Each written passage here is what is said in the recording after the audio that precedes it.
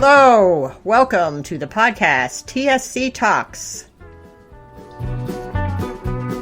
The source cannabinoids. My name is Jill Woodworth and I am your host. This podcast is inspired by the condition known as tuberous sclerosis complex.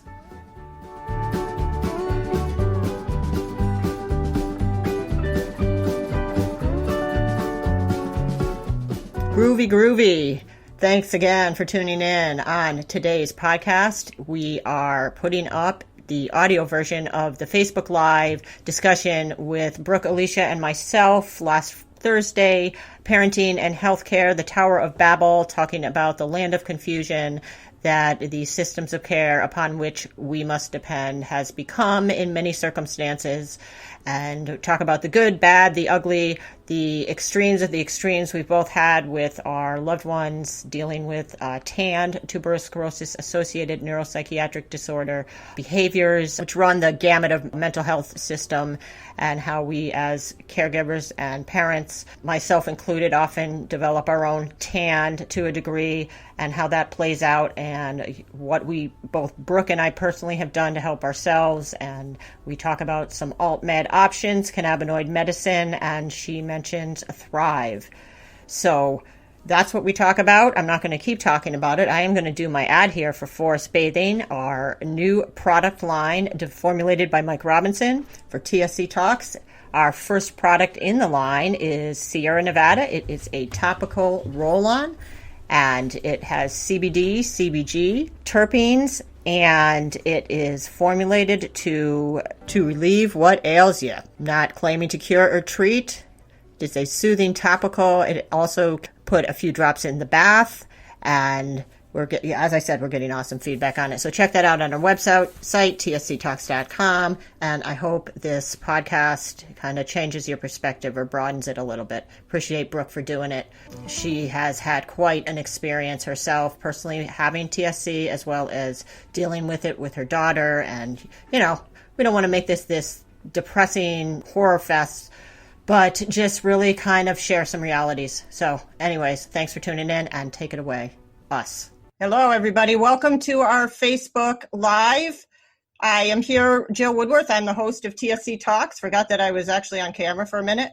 We are live. I'm with Brooke, Alisha, and we are here to talk about parenting with individuals with challenges related to neuropsychiatric conditions like tuberous sclerosis complex, autism, other developmental disorders, where there's a large component of mental health issues that are combined with other health, physical issues, and tend to make things really complicated. And so we're going to talk about that and share some of our experiences with you guys.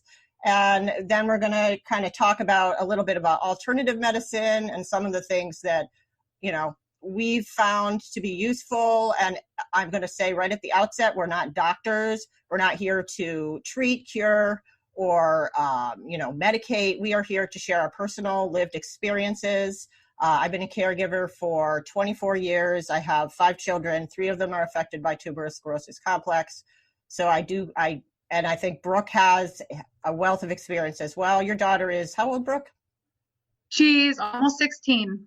Almost 16. Yes. So that's putting some time in. She's got a son, and she's had quite a few challenges herself. And Brooke also has tuberous sclerosis. So we've got a lot going on, and we want to share it so we can both give you an awareness as well as offer, some validation and support and hope. So that's what we're doing. And so I'm going to let Brooke give a little intro of herself, and then we will kind of share some of what we've been through lately. So Brooke, why don't you just tell us who you are, even though I just did. Okay. No, it's totally fine. So going into this, I was diagnosed at 18 with tuberous sclerosis complex. And so at that point, I was told I'd be in the wheelchair by the age of 30. My body would fight off any fetus that I would, if I would get pregnant. Like, it was just pretty much like, your life's over, have dogs and travel, see ya, And then as things went on, I did get pregnant. That's when I got pregnant for my daughter. I had went to hair school. I finished barely. I had to take the medical leave because my kidneys were so bad and just a lot of things. I was declining extremely quickly.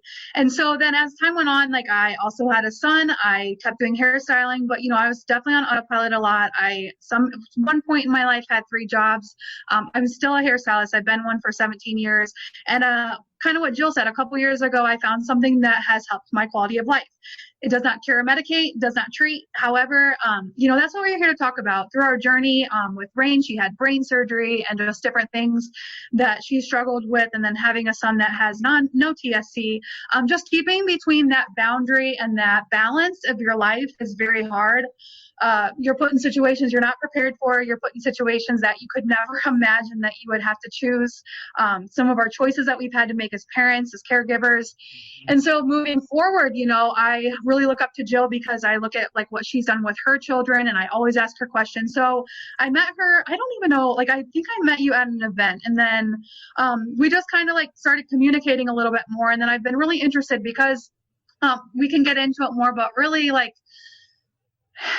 it's just been it's an ongoing thing that never ends. So we want to just share with you things that we've been through and things that have worked for us and things that have not worked for us. And I'm not saying, and we're both not saying it won't work for you. However, this is where we're at and we're here to share it. Yep. Thank you. That was really, really good. So I guess, one of the things that I want to say tuberous sclerosis complex is a genetic condition that causes benign tumors to grow in all the major organs of the body. And it can wreak havoc at any moment. It can also be, there's a range of effects. So some people are very mildly affected and might not even know they have it until they have a child with it. And, so there could be a range of effect within families. And it's complicated. And there is the mental health component is called TAND, which is tuberous sclerosis associated neuropsychiatric disorder. And it's been said, I don't know the exact statistic, but 80 to 90% of people that have TSC have some component of TAND. And that can many times be the most challenging aspect of tuberous sclerosis over time. And if you think about it, you've got a condition that affects, causes benign tumors to grow. Think about the brain, we're talking about a systemic effect. So if one part is affected, the other parts are going to be affected, whether it is shown, you can see it visibly or it's an internal thing. And that's really challenging because a lot of our loved ones or people affected, we don't know the what's going on inside. We can't see it. And so that's hard because there's you're open to a lot of interpretation by people that don't have a lot of information. So starting with that, I'm going to talk a little bit about something that happened or I could pick any story. I will say my son, when I moved out of I ended up getting divorced, and it's very hard on relationships, and I'm not going into my entire history, but we may talk a little bit about that more. It wears you down, and you're watching your kids go through some really extreme things over a course of time. Anyways, I ended up moving out. My son, who was he was 13, he really struggled with a lot of behavior to the point where he was really unable to progress academically. We tried pretty much everything, different classrooms, medications, different specialists. And he was very aggressive. And so it became a situation where it was volatile. And he will tell you, he would come after me and he would be threatening towards his sisters. And there were several occasions where I had to call emergency mental health and I had to have him placed in psych hospitalizations. And this was, I had been through it with my older daughter, and so I knew what I was getting into. And we kind of had to draw a line in the sand with his behavior, and worked with a counselor and some in-home services. And what we ended up doing was kind of saying, if you do this one more time, we're going to, and following through. To make a long story short, he went through 2 psych hospitalizations, and they were actually 3. The first one was in a hospital, and that one was really just a holding place, and I didn't feel like it had much effect, and he wasn't given follow-up services. And then after that, he went to an acute behavioral CBAT. I don't know what the thing is for that.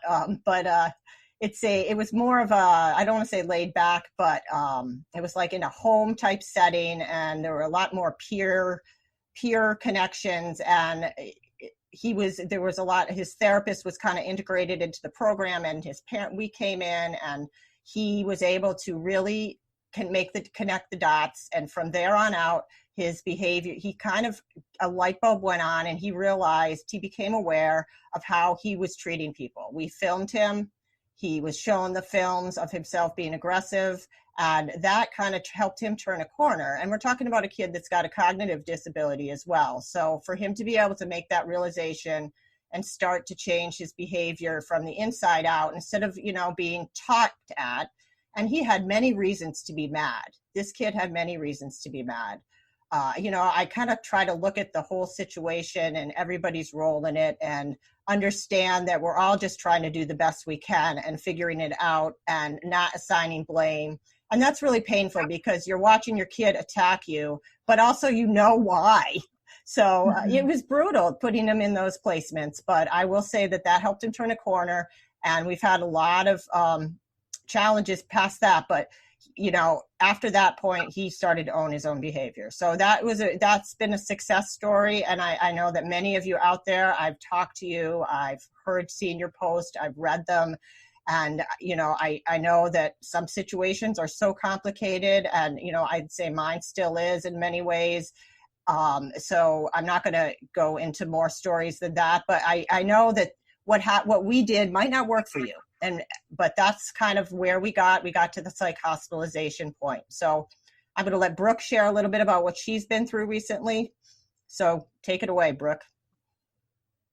Okay. Well, thank you for that. It's not nice to hear, but it's nice to hear you're not alone. And it's nice to hear that, you did get to that point where, you can not always breathe, because with TSC you can't, there's always something coming up, but just that he found, hey, this is what I'm doing, I need to fix this.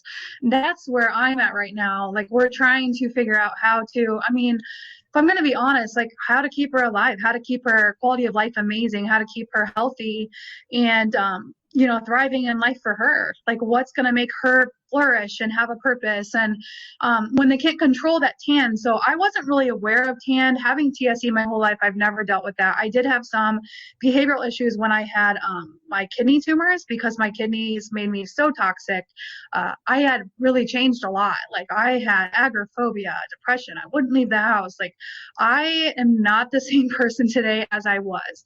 So when they were able to help me with that chemo medication, Afinitor, it has changed my life drastically, as far as my kidneys have shrunk from 4.5 centimeters down to nothing. And so as I was healing, I was starting to recognize what was happening. And as I was getting better, she was definitely declining. And so then when puberty hit is kind of when it hit for us. The TAN really came out. And I was like, what is this? It just kind of hits you like a bus. So even in September, there was kind of it was starting to get less, but then when the behaviors had happened, they were extreme, and I didn't know what to do. Example of Yes, I'm doing that right now. So here's my example. We were boating. No, you're fine. I kind of ramble because I have TSC. So, okay. So we were boating all day long. We had the most perfect day as a family. And then all of a sudden we're on our way home. She thinks her laptop's charged, which I don't let her have internet actually very much, because she is overstimulated and it's too much for her. And we're like, no, someone else needs to use a charger. And that's all we said. And all of a sudden my stuff gets thrown out of my car, off the side of the highway, down in the ditch. She's trying to choke me from behind. We get out of the car, we grab all my stuff. My new license plate hadn't even been put on this car. So I'm trying to find all of it, because I need all the papers from the, agreement from buying the vehicle and all of that stuff. And we're an hour and a half away from home. I'm like, how are we supposed to get home? What are we supposed to do? Right. In my home, we have cameras, we have locks on our doors. Mm-hmm. We have that, and we can get into how we've had to live for us. But It was such a traumatic scene. I'm like, do I call the cops? I am an hour and a half away from home. What do we do? And I ended up sitting in the back seat with her and videotaping her the whole ride home. because I said, you're not going to just act like this and think that this doesn't happen. I mean, she was punching my car. She did everything she could to just avoid, like, just over me saying that someone else needed the charger. And she was at 100%. So, yeah, it was extreme. And I can talk a little bit about this recent behavior if you'd like me to. Sure. That kind of brought us to where we're at. So I know that she might watch some of these sometimes, so I try to watch what I say, because I know that she has brain trauma. She had brain surgery at 3. So she not also has TAN, but she has the behaviors from not having that right frontal lobe, making executive decisions, impulsivity. As a normal teenager, you don't make the best decisions, but hers is just so random. And they were asking what's her triggers, nothing. What's warning signs, sometimes never anything. So for us, it's just kind of like I said, it hits you like a bus. So all of a sudden, like few weeks ago, I was laying in bed, I was ready to go to bed, I did my night things that I do. I was laying in bed and I hear her come like, if you don't wake up now, I'm gonna bug you all night till you can't sleep. And I'm like, why is she even mad? Like, what is happening? So I'm like, Rain, you know what happens if you don't go to sleep? Like, just go to sleep.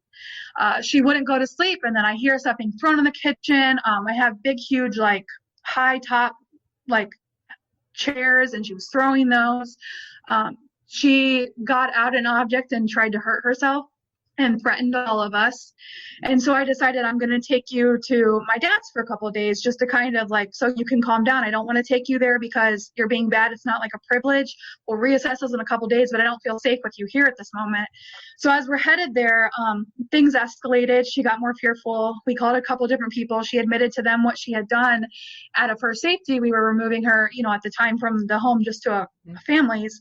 And then they're like, we have to report this. And they're right. So Rain will say, like, I'm going to hurt myself, just like she would say, I want chocolate milk. Mm-hmm. That's how I would explain it to somebody. She throws around that threat a lot. And so I don't know if it's where this comes from, because we don't talk like that. My daughter had done the same serious. thing. Yeah.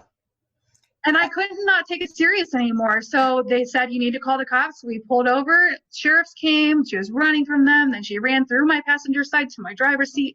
Luckily, the car was off, but we had to regretfully admit her that night to a place 3 hours away. COVID's going on. I can't see her. And so I was hopeful, like, they would keep her for a week, get her stabilized, get some group therapy, have a plan. And that's not what we were given. We were given a new med that they didn't look into that could have made her manic within a week. They took her off her other prescriptions that they didn't even really look at immediately that need to be weaned off of. And I told them, if she comes home and something happens, this is on you. I don't feel safe with her right now at my home. And I can tell you right now, I know the hardest thing before that was to have to put her through brain surgery, because I didn't know if I was making the right decision to stop all those seizures and then be left with the regression, the social regression, and all the regression from that it causes. However, at that point, we had nothing to lose. And I was kind of back there, but, differently.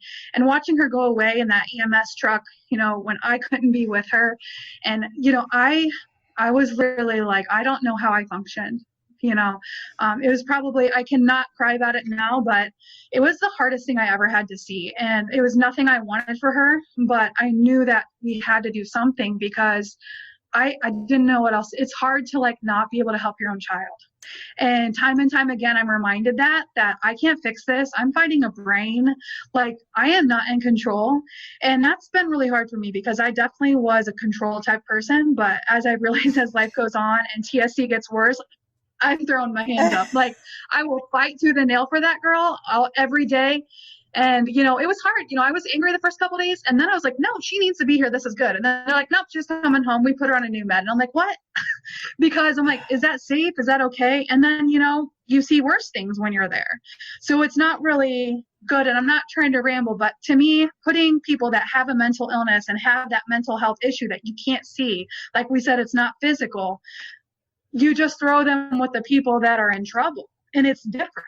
They're not bad people, they're not bad kids that are looking and seeking for, to steal or to, destroy. Like, this just happens to them, and there's no control over it. And so I feel like they really get lost in the cracks. Yeah, and that, you really made a good point there. And just, yeah, I think that anybody that's in a psych hospital has probably had unbelievable amounts of trauma and never know the story that led there.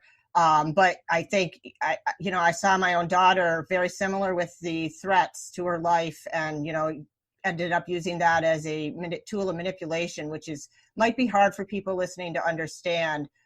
You kind of almost become like this like numb to it in some ways. It becomes almost, I don't want to say a joke, but this is being used this way. But then, when there were times that there was some seriousness to it. So it's, I think what Brooke and I are kind of both sharing is the ongoing trauma that can occur, and kind of living on the edge, and the fact that the systems that are in place for this type of situation, while I am not here to criticize, or I'm just here to say they're not adequate for an individual that has the full, a situation like this where cognitively they might be functioning at the level of a 8 or 9 year old, but they're in with, older kids, or kids that are at the same age, but their intellect's a little higher. And so that's one piece of it. And then there's the other piece, that often the history of tuberous sclerosis and the connection with the clinic or the team that provides the close supervision of the neurological component is often not included in the loop, nor is the school, I think in some cases social workers are therapists, but in a lot of situations that part is on the parent to integrate that and to make sure that everybody's communicating. Like Brooke shared, her daughter was taken off a medication with probably no communication with her, and I don't know for sure, but I know this happened to my daughter. There wasn't communication with her neurology team to know the history, to know about, the types of seizures she had, the vulnerability she had with a medication that could be a proconvulsant. And, I saw that happen repeatedly when my older daughter was going through a mental health crisis.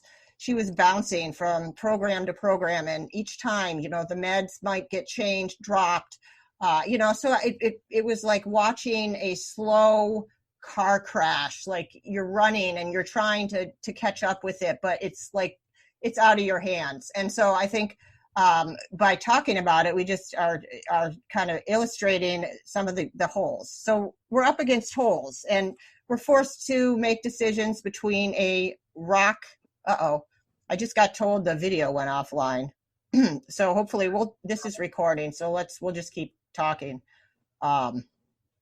Okay. So anyways, this happened a little earlier. I'm going to go back into Zoom, but anyways, yeah. So we're between a rock and a hard place. There's really no great place, but we also know that okay, we're back, that we need a break, with that the weight on the family. We have other siblings, and they're being impacted by the behaviors of our loved ones with tanned behaviors. And it becomes a whole, not just the individual, but the whole family unit. And a lot of time, energy, expense is gone into it. And, it tears you down over time. So it's like, I would say, ongoing family trauma. See, whatever terminology you want to use, c-ptsd, you're kind of on the edge a lot. And I know personally I've dealt with some PTSD ongoing issues. I'm not going to lie, that's an ongoing challenge that I have. And I think, it's something that a lot of us walk through, not to go too deep into that. So I guess going back to each of our stories. So Brooke, Rain came back, and she, she's still struggling, and you're still trying to figure out what to do. And why don't you talk a little bit about personally what you've done in terms of your own coping with this and your personal health? Because I think that's a piece of it too. Is when we can't help our kids in many ways here, we can help ourselves. And that's really important. Something that I found out way too late, not really having time to think about it, being in cycles of trauma for years and really kind of ignoring any internal processing. So Brooke, why don't you talk for a little bit on that? Jill, I totally understand that. So so speaking of that, like she had come home, we followed up immediately with her, team in Cincinnati. And then they said, let's get her off of this. And we need to start, so they definitely took control of it really quick before it got out of hand. But here's how I have, what Joel's saying, like, I don't ever know where to start, because it doesn't just start where you start. Do you know what I mean? Like, so there's time building up, like she said, with the PTSD and just different trauma you go through. And then at some point you're just like, enough is enough. Like, I am sick and tired of being sick and tired. I am done, like, chasing my tail, being in this hamster wheel, whatever you want to call it. For me, I had a friend reach out for like a couple years and just tell me about this thing. And I'm like, no, it's all about a weight loss. Like, I didn't really understand what it was about. No, nor did I care to understand what I was, about to encounter and do. But there was one night specifically, I had made a post about her having insomnia, and I could buy groceries and somehow in the morning they're all thrown away. I have 5 plates in the sink. All this ruckus is going on. I compare it to that movie, the Disney movie Kung Fu Panda, when the panda's like has to go on a diet and train to be a warrior, and he's like all in the cupboards, like finding whatever he can. That's a lot how Rain was at nighttime. Like, I would wake up to this incredible, crazy mess, and I'm like, what just happened? Like, what am I waking up to? Like, totally. And then she doesn't really understand how to, like, read. Like, she's not, she's great at a lot of things, but numbers are not her thing. So she thinks all this food's old. I wake up to all this trash taken outside already because everything's old in the fridge. So, food gets wasted. So they're like, you need to lock your stuff. So I was just kind of at the point where it all had built up, and I'm like, listen, something's got to give. I got to be ahead of this. I got to be on top of this. My mental acuity, I was laying on a couch in fetal position, like crying every day, watching CSI, like putting all this stuff into my body that was just actually making me, because I do have like TSC and some stuff from it, I was actually like making it a reality. So like everything I would see, I was like, oh, is that going to happen? Is that going to happen? And I was just filling my mind with like depressing.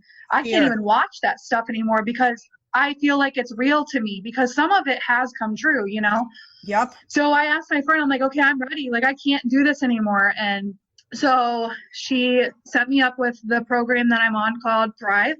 And I've been on it for 2 years. I've not stopped a day. The first day I didn't yawn, and I was like, all right, Rain, what are we doing today? And I have a son too. And so like, I was just like ready to go. I wasn't the nap queen anymore. I wasn't filling my body with, caffeine liquid all day just to make myself still be tired or whatever. And I knew that I had to take care of myself, because at some point when I had gotten those kidney tumors, I definitely was like not taking care of myself again. And they kind of said, Brooke, you either have to do this, do chemo or do radiation, and your tumors will go back, or you have to do dialysis. So I was kind of like at that point again where I had to do something that was going to fill my nutritional gap and fill my body with great things. So then I could, in hopes, like just sleep one night or feel like I had a cleaner energy or whatever. So 2 years later, my life has transformed. I don't know where I would have been, honestly, without my 3 steps. It's 100 minerals and vitamins at 98% absorption that I take every day, along with my Afinitor, my medications prescribed. I ask the doctors, is this, I'm always saying, like, I'm not carrying or medicate. However, I've asked the doctors, hey, look at this. What do you think? Is this okay for me? And for me, it's been incredible. My body's changed definitely as far as just my mindset. So even just like for me, I didn't do that for the weight or whatever. Everybody has a different reason for why they want to do something.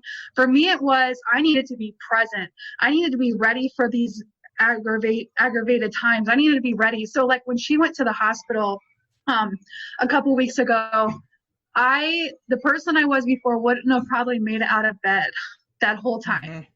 I probably would have sat there, felt sad for myself, dwelled in it, and not said, okay, what's next? What can we do? What can we do to change this? That wouldn't have been me. I would have definitely laid there, felt bad for myself, and I don't know. It wouldn't have worked. But being a hairstylist after quarantine, we had a ton of clients. I had to move the first day people over because I didn't get out of the hospital till 8:30 in the morning. And there was no way I could work a 13-hour day. But I did only get 2 hours of sleep that day. Still managed to talk to the caseworker there, like different people, run around, get stuff that I needed to, get everybody switched. And I literally got up, went to work, and not that it never happened, but you know, this TSC goes on and life has to go on too. And so that's the most thing that I want to say that I've realized with this. Like, I don't have to live in that fear. I don't have to live that, yes, I have TSC, but it doesn't have me. Like, I have found a way to give my body a better quality of life for me personally, like we're saying, our personal experiences. Yep. So for me, it's definitely changed my mindset, and it makes me I just keep going. I told my friend one day, I'm like, I don't know how I'm supposed to do this. She's like, just do it. And I have. And I'm really actually thankful for where I'm at, because I don't think I would have ever made it out a couple of years ago if this would have happened then. Yeah, I always, whenever I've heard you share some of this before, and I always get a little chill when you tell me that, because I can so relate. I think I wouldn't be the person, you know, not that I'm anything wonderful, but I wouldn't be here in this capacity today without the experiences I've had. So I have to take all that into account. But yeah, I found that, you know, I took meds, you know, psych meds, and again, I wasn't stopping and dealing with it. I was just band-aiding it for many years. And, you know, and I went into addiction treatment. And even when I was there, you know, I was staying sober, but I was still on a bunch of meds, and I just couldn't make that connection with myself, with personally, internally.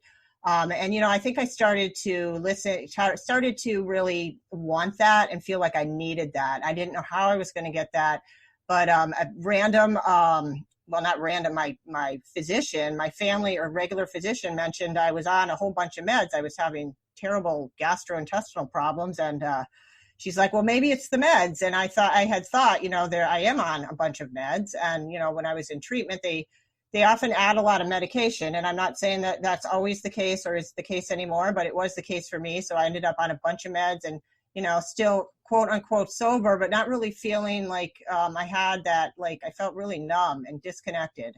And so I started coming down off the medication slowly. And I had always been really curious about cannabis. It actually was part of my addiction not that it kind of was a facilitator for awareness for me, realizing kind of the depth of my, the mental health issues I had, I will say that. So it was a tool for me to really get kind of up and above and over the trauma and be able to process some of it. And, you know, there was a stigma with that because I was still involved in recovery programs. And, you know, there's a lot of black and white thought about that type of looking at it as more of a recreational substance that can be dangerous. And I think there is a component of that. If you're not understanding how to use it properly, there's a huge learning curve. But I was just like, wow, you know, I felt like a whole new person kind of, and I was really able to do some work. I hate to say, it sounds so corny, but do a lot of really deep work and go back and process stuff and look at my own role in a lot of the things that happened. And it becomes like a family, like an enmeshed, real complicated mess. And so sorting out those pieces, along with the fact that, you know, my kids still it wasn't like I could just stop and, you know, go into a treatment and forget about the kids. Though there were times, honestly, that I did want to do that. I wanted to run away and just leave the whole situation in someone else's hands. Thank God I didn't. And it was, like you said, it was putting one foot in front of the other, a day at a time. And, you know, I think through my own process with the medications, I started to really look at what my kids are taking and, you know, really knowing that probably all these medications at the same time were going to have a toll on their system. And that's been part of the reason that I've kind of ventured more into the cannabinoid medicine area with the podcast, if anybody's wondering, and cross paths with a cannabis advocate pioneer, Mike Robinson. And he really, I remember the first podcast he was on, he educated me about cannabinoid medicine. I never even heard the term. I think I probably almost laughed when he first said it. I was like, what is that? And, you know, he'd been able to have success with many patients in the compassion program with epilepsy and autism, and using cannabis oils, and very, quite a learning curve. So what I'm saying here is I'm not recommending that you go out and start doing this at all. It's something that I haven't even really been able to implement much with my own children. However, I am stepping up that, and I've found local resources to start that process. But it's risky when your children have been, or anybody's been on medication for a long time, to stop that and to change to a whole new way of treating yourself is a big learning curve. But I've made some small changes with my son and noticed pretty quickly a difference implementing some cannabinoid medicine. And I will do a little evangelism here about, we have an endocannabinoid system, which is a major physiological system in the body. And it's responsible for homeostasis, keeping all the other organs going. And, I really feel like there needs to be a lot of more research and again, this ties into the legality on using this as early as possible with people that have a condition where their endocannabinoid system is going to become deficient, because it happens, you take a hit to the endocannabinoid system, and then everything else kind of shifts a little and the other systems compensate. And I'm not a doctor, but by making a small change or supplementing with cannabinoid medicine, you can, this is theory, stave off a lot of, what is considered systemic, like fibromyalgia or migraine headaches, are both considered to be endocannabinoid deficient syndromes. And so we're all learning a lot about this, and nobody really knows a ton, and other countries are far ahead of us. But, what I've found is the people that are on the ground that have been working with patients and watching them like day in and day out, like Brooke and I do with our kids, you learn a lot by living with someone, and, you're making changes in the moment a lot of times. I think Brooke can probably speak to this. I won't make a medication change, but I will evaluate my kids to see if they look like something might be, certain things, I don't know. You can you start to be able to read them. I think every mother reads their own kids, but you're kind of even at a different level of reading your kid. So I don't know. I think that it's an exciting possibility, and it gives me a lot of hope to think about utilizing this tool, and what Brooke shared about Thrive too, because these are things that people might kind of shun or think, oh my gosh, and I did too, up until probably like 6 months ago. I was like, that's nothing. That's, we got to go with the traditional medicine. We got to talk to the doctors. We got to do it this way. And like, just opening my mind a little to think, well, there's other ways that people have done to do this. And, it can be done. And I think if you've got young kids and you're listening, exploring it now and not making any major changes, exploring some other forms of medicine. And part of it is that we have a traditional medicine system that really covers things. Health insurance and expense is another piece. So if you have a lot of money, you can explore these, because often they're not covered by insurance. So these tools like cannabinoid medicine, making it more affordable and accessible, and something like Thrive. I remember thinking, like, when I heard about Thrive, like, oh, well, that I can't do that. It's way too expensive. That's ridiculous that people are, but now I think, well, it's a lot less than pharma. It's just the fact that pharma is covered by insurance. So, here we have these things that we have learned to use, but we're not given any financial support for that. And we actually are watching, polypharmacy issues mount, and I could probably prove that on paper if I had to, but again, I'm not a doctor. And so that's kind of my spin on providing some hope. And, I think that's, I'm going to let Brooke talk a little. Got any thoughts to say on that? Yeah, a little bit. So so Jill and I both are people that we don't think we're better than anybody, or what we found is what works for everyone. However, we just want to be a better version of ourselves. Good point. So whatever you find for yourself that works for you, that leads you into better gut health, better, taking care of your organs or taking better care of yourself, just like she was saying, gastrointestinal issues. Like for whatever it is that you're dealing with, if you find something that you're like, you know what, that could help me, it doesn't always have to be from, FDA approved, or, we're saying, obviously talk to your doctor, be aware of what you're taking with what you have already, your underlying conditions. When I connect people with Thrive and stuff, like we want to know, are you on heart medications? Are you on thyroid? It's important to know, because I want to know how, there's different ways that you take it, because you have to take your thyroid medication first. So we do make sure that, we follow the rules that what your doctors want from you, because we don't want you to cut yourself off from what has been helping you. We're very on top of making sure you're connected to a nurse practitioner or a person with their doctorate, because they know more of what they're talking about. I'm not going to pretend to know that. I'm a hairstylist. I've never had any kind of medical. All I know is I know about way more about kidneys than I should. I know way more about TSC than I ever thought that I would. When I first got diagnosed, I wanted nothing to do with the TSC community. Being an advocate for 8 years now for the Alliance, I have found just like more resources, being able to help other people, direct them like, hey, when they call me, if they're going to start, on a drug, I can say, hey, this is good for you, or hey, this is what this will do. You should contact this person. So it's actually like helping me help my child too, because I need to know like these different avenues. And that's kind of what Jill and I have been talking about. Just like, I need to know like, how's Rain's life going to look like after 18, or what are we looking at? And I'm just like you, Joe, like I don't try to medicate my children or take them off of whatever they're on, or say that what I think is right.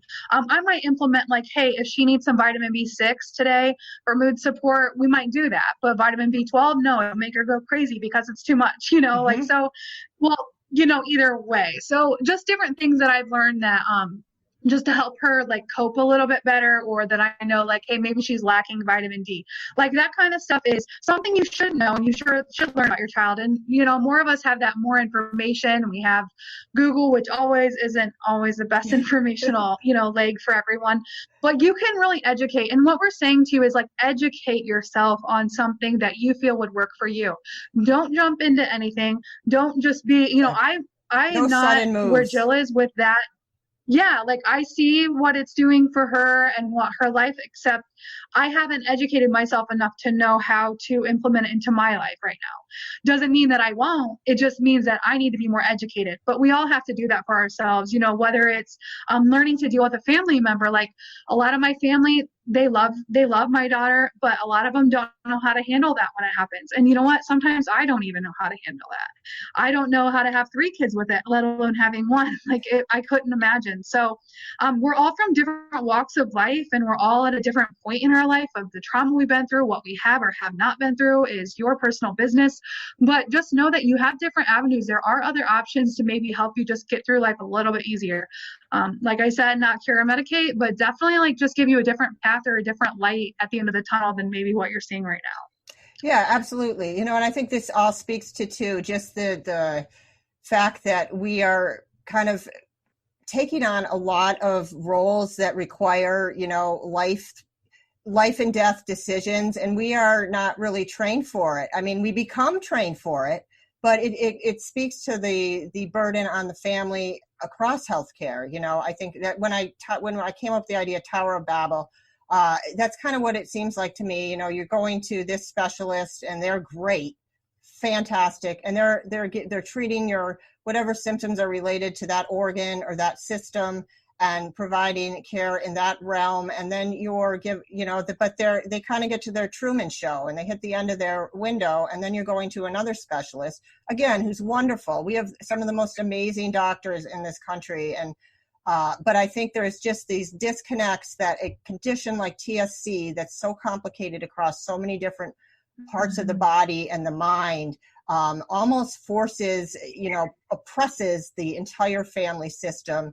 And, I think that's not just true of TSC, our healthcare system. I think as kids get older and, their path diverts even a little off of a typical path, they're really significantly more at a disadvantage as time passes, because the supports fall away as you get closer to 21. And then after 21, if you're not your child's guardian, and we were just talking about this before we came live, that's a whole new world of pain, because that is a situation with my oldest daughter. And while, I understand why she's her own guardian and why we haven't been able to do that yet, it kind of snuck up on us, and maybe she will be okay as her own guardian, but it's been a rocky roller coaster, and I wished I'd explored it earlier.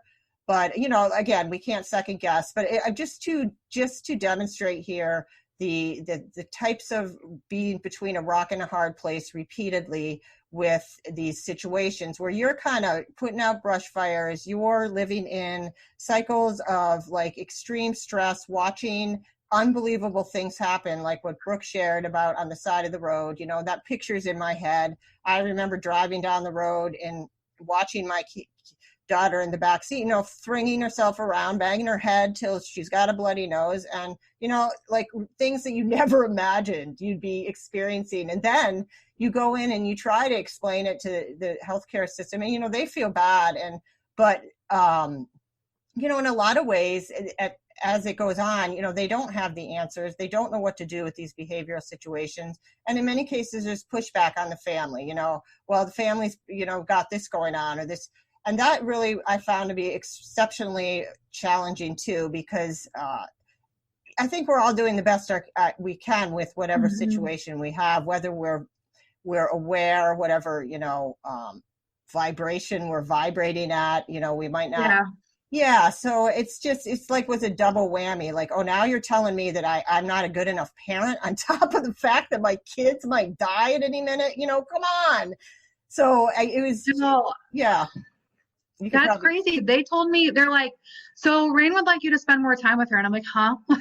Like, she gets all of my time. Wait, when did we discuss how my parenting is? Because if anyone that knows me knows that she is like, I mean, my son, when she went to that, hospital, he's like, finally, like, you helped her, like you're getting her help, you're making and it was hard for me, but I knew like he's just tired.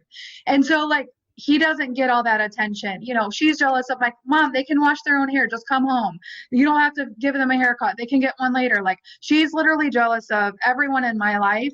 So I've now went down to 3 days because we can't get the services we need, all the time. Like, I do have great providers in my life, in her life, that are willing to literally take, they love Rain. They're like, we're going to fight for her. We're going to fight with you, which I'm very fortunate for. So finding those resources, I'm telling you, as a parent, I've had to find them myself. So like, luckily, I used to work with people with, for a place with, caregiver type thing where I would spend the night and then give them their meds in the morning, and then they would go to day hab. So I did that when I was doing hair all day for 10 hours, I'd get off, I'd work from 9 to 8, get off, go to sleep till 11, then go to work till 8 o'clock in the morning till that person left for their day hab, and do like an overnight shift where I could sleep.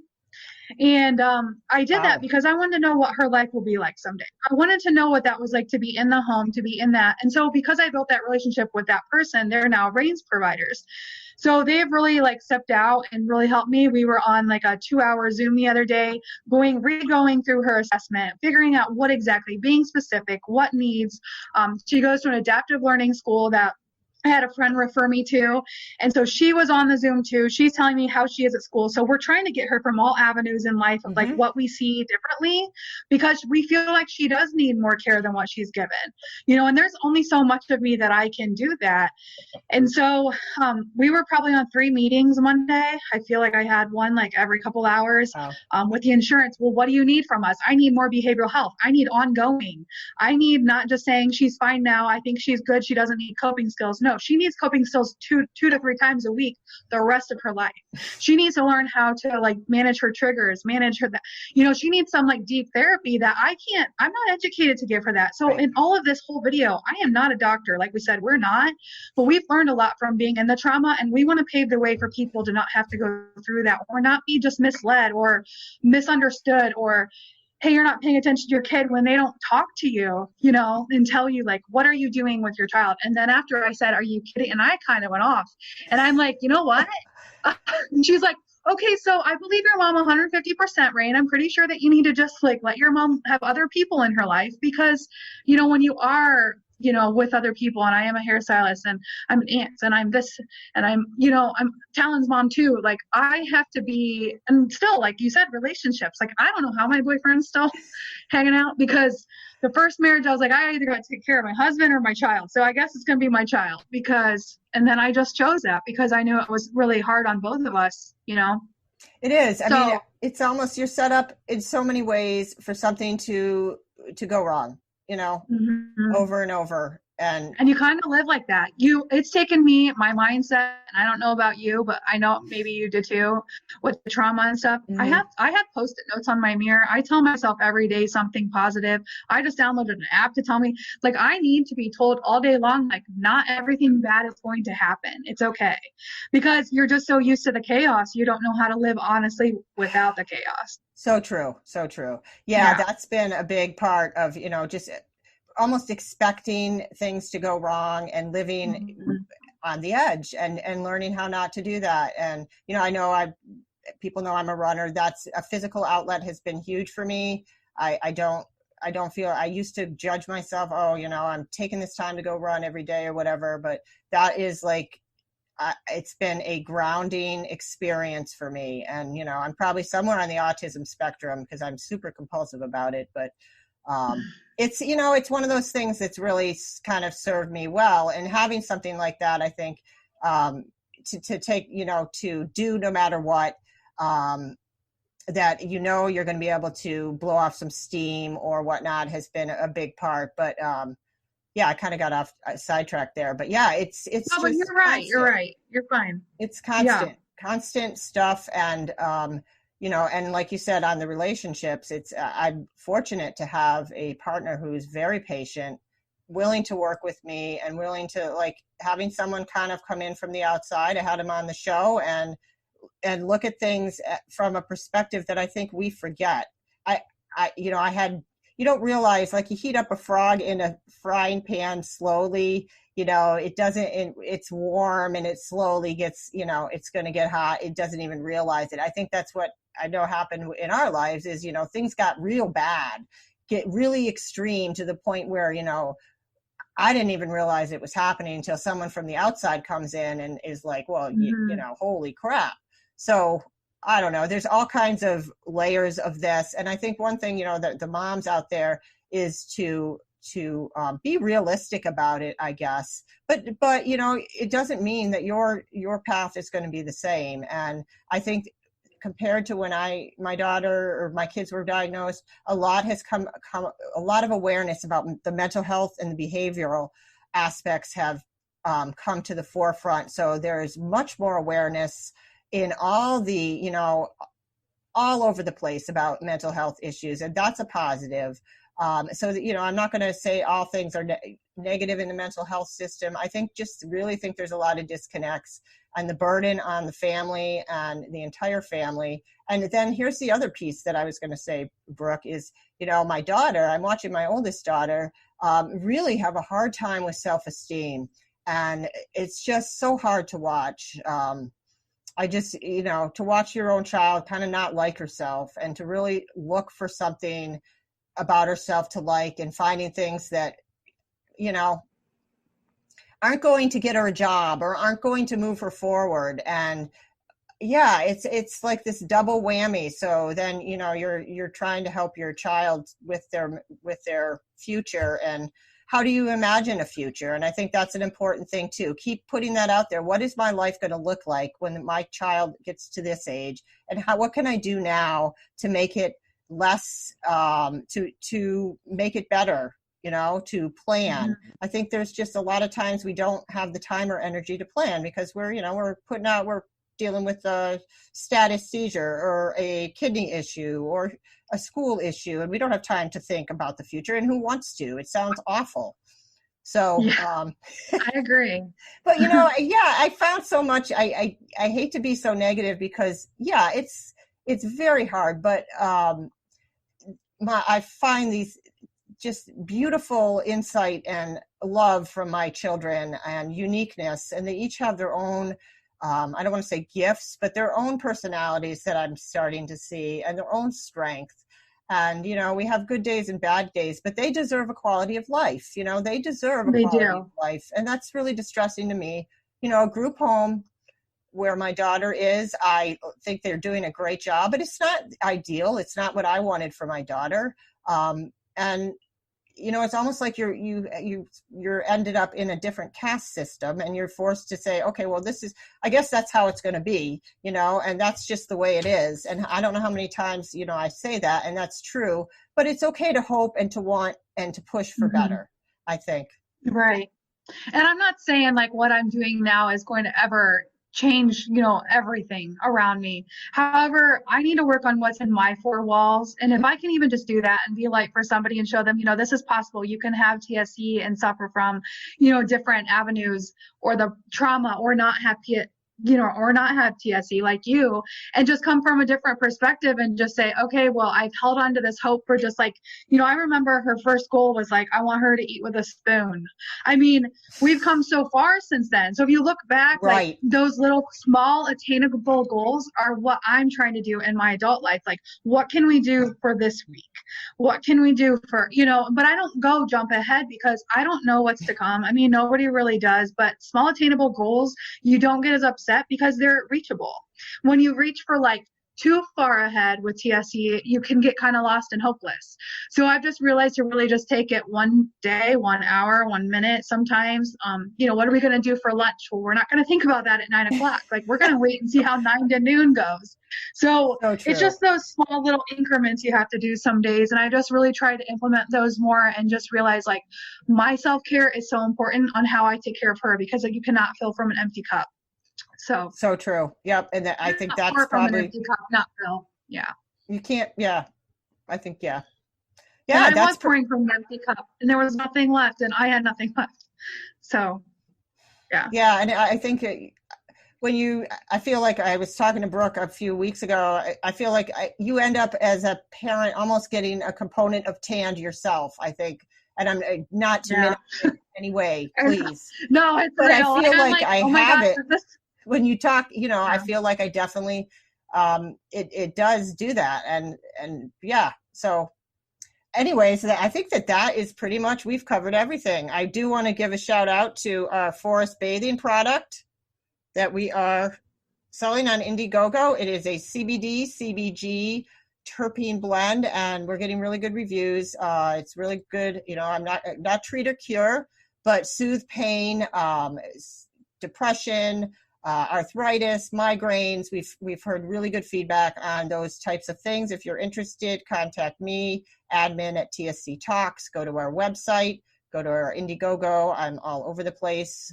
And yeah, check it out. What we're trying to do is bring products that are not, it's not FDA approved, but it is formulated by Mike Robinson, who has a deep understanding of cannabinoid medicine, and probably understands the chemistry more than anybody that I've talked to. So it's really a cool product. And yeah, and that's about it. And Brooke's Thrive, if you're interested in that, reach out to her, because that's been a really good tool. And I've heard that from other people too, that is it seems like you're really upregulating your endocannabinoid system in lots of components of that program. So I'm impressed.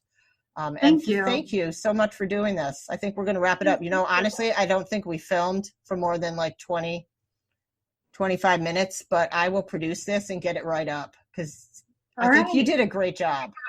You did too, Jill. Thank you. Thanks, Scott. Thank you so much. And if you're, I did not ramble. Oh, you didn't. I think we both took turns, and it went really smoothly. So I don't think we're live. I think we went off live at like 25 after. But okay. I didn't want to fuss with it. Oh yeah. No problem. Yeah. Okay. So yeah. So this will be up, and you'll be all over. You'll be tagged and all that. So thank you so much. Sounds good. All Thank right, you, Jill. Take care. Bye-bye. Okay, bye.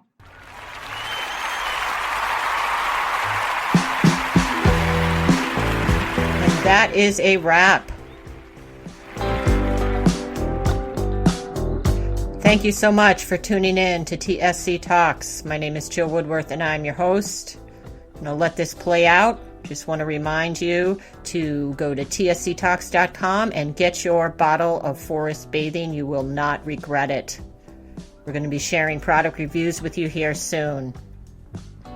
Also, special thanks to, of course, my partner, Lisa Larson, Chris Nichols, Amora Correa, Brooke Alisha, and the many supporting players that help us put this on the air.